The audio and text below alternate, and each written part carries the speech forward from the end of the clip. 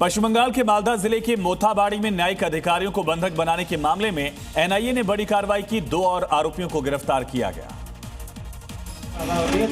कोलकाता में एनआईए के special court ने मामले में गिरफ्तार 3 आरोपियों, एक आईएसएफ नेता और 2 कांग्रेस नेताओं को 18 अप्रैल तक एनआईए की हिरासत में भेज दिया है, जहां आरोपियों से गहन पूछताछ कर घटना की पूरी साजिश और नेटवर्क को खंगाला जाएगा।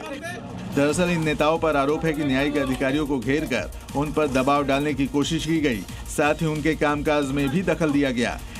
एनआईए यह भी पता लगाने की कोशिश कर रही है कि क्या यह घटना अचानक हुई थी या इसके पीछे कोई साजिश थी।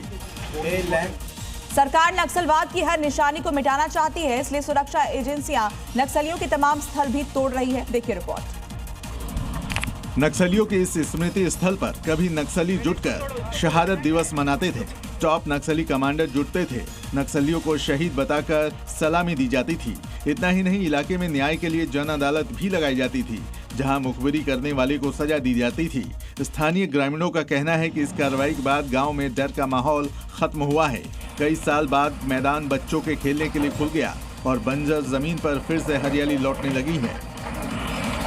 मध्य प्रदेश के उज्जैन में चोरों ने घर को निशाना बनाया, लाखों के जेवर लेकर फरार हो गए, लेकिन पुलिस ने एक्शन लेते हुए आरोपियों को गिरफ्तार किया है। चोरों ने उज्जैन के नानखेड़ा इलाके में एक सूने मकान को निशाना बनाया था और घर का ताला तोड़कर अंगूठियां, इयररिंग समेत 10 लाख के गहने लेकर फरार हो गए थे। जिसके बाद पुलिस को किराएदार पर शक हुआ और उसको हिरासत में लेकर जब पूछताछ की गई तो उसने अपने 2 और साथियों के नाम बताए, जिसके बाद पुलिस ने तीनों को गिरफ्तार कर लिया। उनसे सोने की 6 चूड़ियां, 3 अंगूठियां और 1 जोड़ी कान के टॉप्स जब्त किए गए हैं, जिनकी कुल कीमत 10 लाख रुपए बताई जा रही है। पुलिस का कहना है कि आरोपियों से और भी वारदातों के संबंध में पूछताछ की जा रही है। बिहार के पश्चिमी चंपारण के बगहा में भीषण आग की वजह से बड़ा नुकसान हो गया, क्योंकि इलाके को बिजली पहुंचाने वाला सोलर प्लांट आग से राख हो गया।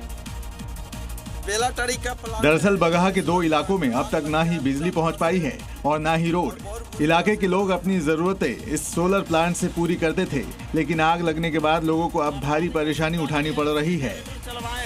ग्रामीणों ने आग के लिए प्लांट के कर्मचारियों, संचालक पर लापरवाही का आरोप लगाया, क्योंकि मौके पर कोई कर्मचारी मौजूद नहीं था, इसलिए पूरा प्लांट जल गया।